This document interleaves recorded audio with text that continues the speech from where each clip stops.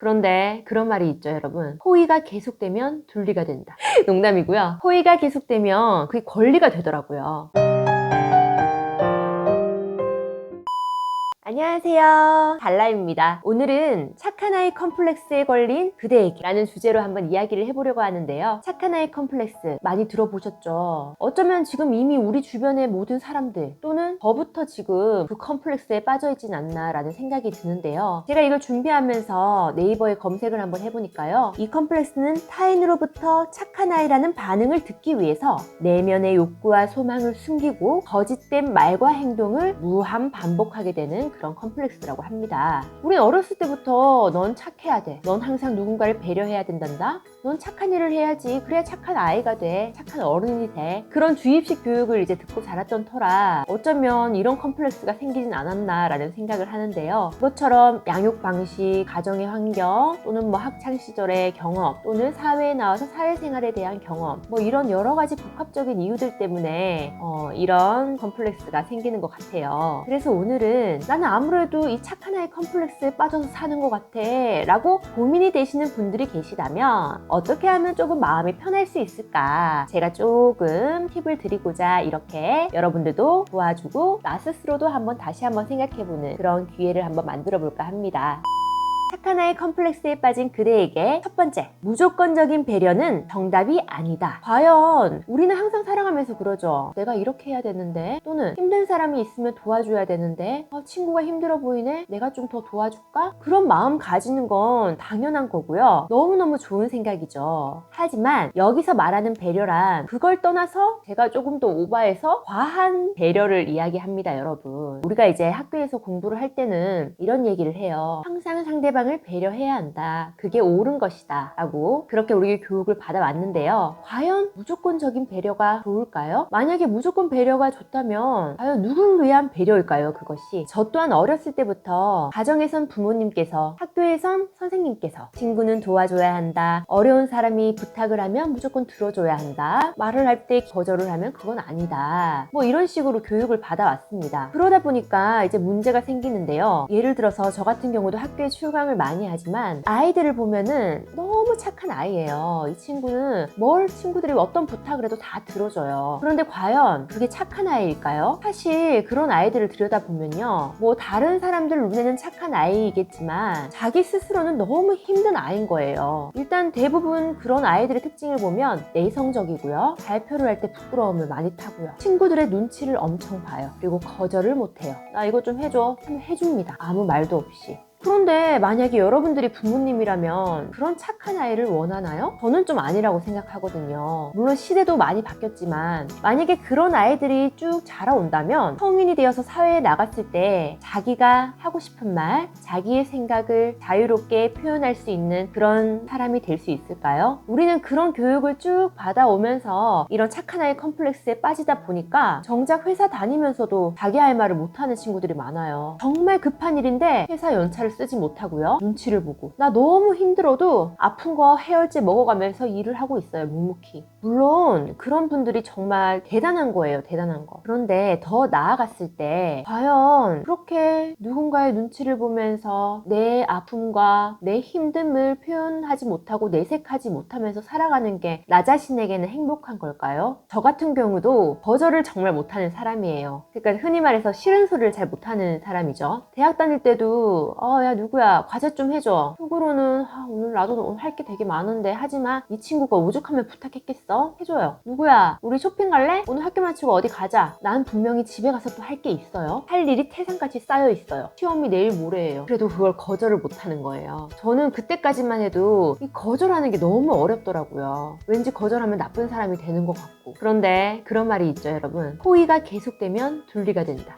농담이고요. 호의가 계속되면 그게 권리가 되더라고요. 내가 누군가를 도와주고 내가 누군가를 배려해서 했던 일들이 당연한 게 되는 거예요. 나는 되는데 너는 안 안 되는 그런 일들을 이제 나이가 들어가면서 겪다 보니까 어느 순간부터 그건 좀 제가 힘들 것 같습니다 라는 말을 하게 되더라고요. 정말 처음이 어렵지 여러분들이 생각했을 때 이게 아니다 싶으면 한번 이야기를 해봐요. 대신에 기분 나쁘게 나 못해가 아니고 근데 내가 생각해봤는데 이건 내가 좀 힘들 것 같아, 또는 솔직하게 제가 내일 또 일이 있어가지고요 오늘 이건 좀 못할 것 같은데 다음에 기회 되면 도와드릴게요. 웃으면서 유하게 넘어가는 그런 연습들을 여러분들이 좀 하셨으면 좋겠습니다. 저 또한 완벽하지 않고요. 저 또한 지금도 거절하는 연습을 열심히 하고 있습니다. 그렇다고 상대방을 배려하지 말란 말은 아니에요. 내 마음이 우러나서 하고 싶은 그런 배려들은 언제든 해도 좋습니다. 그런데 그걸 떠나서 과하게 제가 이렇게 생각하면 어떡하지? 내가 이렇게 한다고 해서 제가 저렇게 나쁜 생각하진 않겠지? 날 욕하지 않겠지? 나 좀 나빠 보이면 어떡하지? 그런 걱정까지 하면서 내 자신을 숨기진 않았으면 좋겠습니다, 여러분.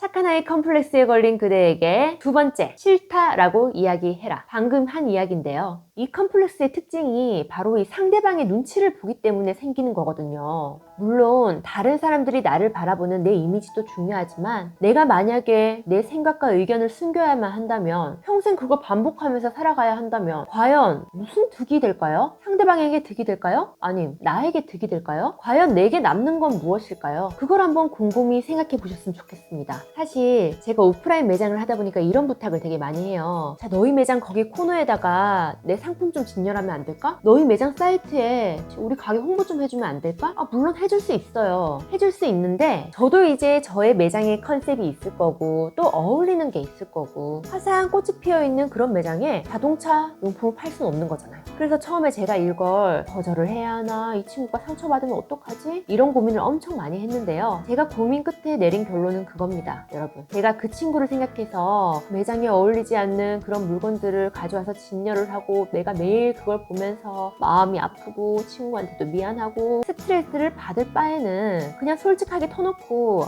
근데 우리 매장이랑은 좀 안 어울려. 알잖아. 우리 나중에 플리마켓 같은 거 하면 그때 우리 같이 하자. 다른 대안을 생각하게 되더라고요. 아까 말했듯이 거절도 기분 나쁘게 싫어, 안 해. 그렇게 하면은 내 주변 사람들 다 떠나갑니다, 여러분. 최대한 상대방이 기분 나쁘지 않게 좀 다른 대안을 이야기한다거나 웃으면서 사실 솔직히 말해서 이래, 내 솔직한 마음을 이야기한다면, 그런데 만약에 내가 이렇게 진솔하게 이야기를 했는데도 너 진짜 섭섭하다 라고 하는 친구가 있다면 제 생각엔 진짜 내 사람은 아닌 것 같은데요, 여러분. 그러니까 너무 남의 눈치를 보지 마세요. 그래서 싫을 땐 싫다, 좋을 땐 좋다, 하지만 너무 단도직입적으로는 말고 기분 나쁘지 않게 거절하는 법도 우리가 잘 생각해서 연습을 해보자 라는 그런 말을 한번 전해드리고 싶네요. 착한 아이 컴플렉스에 빠져있는 그대에게 세 번째, 내가 부탁을 들어주지 못한다고 해서 죄의식에 빠지지 마라. 친구가 그래요. 나 돈 좀 빌려줘. 물론 제가 아주 부자면 빌려줄 수 있죠. 그런데 예를 들어서 저도 만약에 하루살이 인생이에요. 저도 막 통장에 뭐 한 50만 원 있어. 근데 20만 원을 빌려달라고 해요. 선뜻 못 빌려줘요. 그런데 오죽하면 또 저러겠어. 마음 약해서 안 되겠어 나는 하고 빌려주죠. 그러면 그 돈을 받을 때까지 마음이 어때요? 엄청 신경 쓰여요. 그래서 제가 금전적인 관계도 안 하는 이유가, 1000원도 저는 금전적인 관계를 안 하려고 해요. 왜냐하면 그런 금전적인 관계 때문에 사이가 틀어지는 경우를 남녀노소 불문하고 다 봤거든요. 지금 돈 얘기를 하려고 한 건 아니고요. 예를 들어서 혹시나 내가 형편이 안 돼서 도와주지 못했다고 하더라도, 혹시나 내가 이 친구의 과제를 도와달라고 했는데 내가 직접 가서 못 봤다 하더라도 너무 죄의식에 빠지지 마세요, 여러분. 여러분들이 죄를 지었다기보다는 어떤 게 죄를 짓는 거냐면요, 자기 자신을 숨기고 자기 자신을 아프게 하고 다른 사람 때문에 나를 괴롭게 하는 게 더 죄를 짓는 거라고 저는 생각을 합니다. 가장 중요한 건 여러분들이 마음이 편하고 여러분들이 행복해야지 여러분들 주변 사람들도 행복해져요. 그건 정확합니다. 불행한 사람 곁에 즐겁고 행복한 사람들이 다가오지 않아요. 근데 항상 행복한 사람에게는 좋은 기운이 풍기기 때문에 좋은 사람들이 자연스럽게 모인답니다, 여러분. 그래서 지금 내 사정이 이래서 이 친구도 도와주지 못하고 이분도 도와주지 못하고, 물론 지금 당장은 누군가를 직접 도와주지 못했고 또는 돈을 빌려주지 못했고 또는 무언가를 해주지 못했고, 하지만 시간은 앞으로 많아요, 여러분. 그런 마음이 있다면 죄책감을 느끼지 말고요, 그 상대에 대한 미안함을 잊지 마세요, 여러분. 미안하고 고마운 거 절대 잊지 마세요. 그럼 살아가다 보면 꼭 보답할 수 있는 기회가 옵니다. 아주 사소한 것부터요.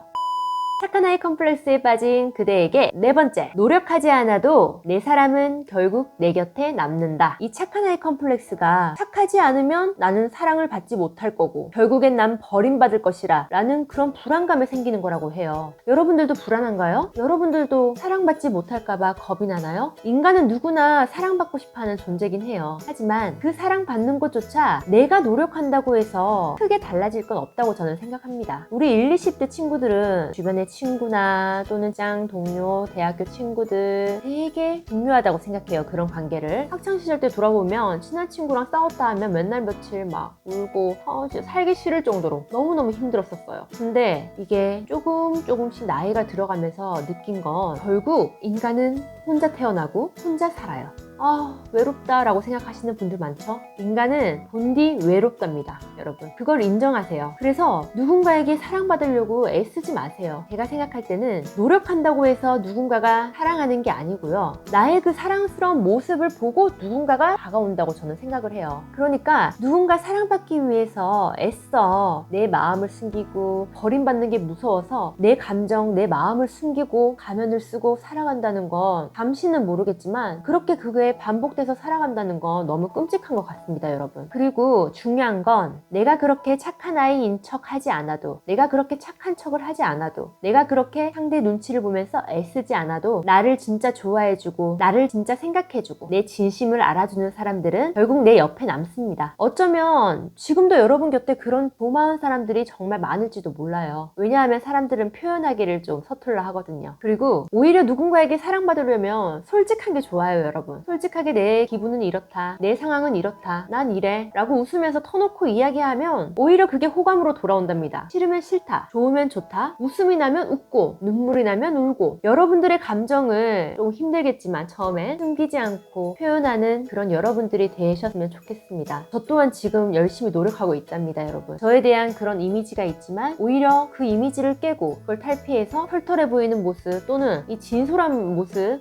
들을 보여줬을 때 상대방이 더 편해하더라고요. 여러분들, 난 착해야 돼. 그런 고립된 생각에 지금까지 있었다면 뭐 어때요? 안 착하면 어때요, 여러분? 너무 어렵게 생각하지 말고 혼자 부탁 들어주고 고생하고 전전긍긍하고 스트레스 받지 말고요. 여러분이 하고 싶은 말을 한번 해봐요. 기분 나쁘지 않게. 그렇게 조금씩 연습하다 보면 언젠간 여러분들도 이 소심함이 대범함으로 바뀔지 누가 알까요? 오늘은 착한 아이 컴플렉스에 걸린 그대에게 라는 주제로 달라가 이야기를 해봤는데요. 어떻게 도움이 좀 되셨나요? 저는 그럼 다음 영상으로 재미있는 유익한 이야기를 여러분과 함께 나눠보도록 하겠습니다. 여러분 안녕.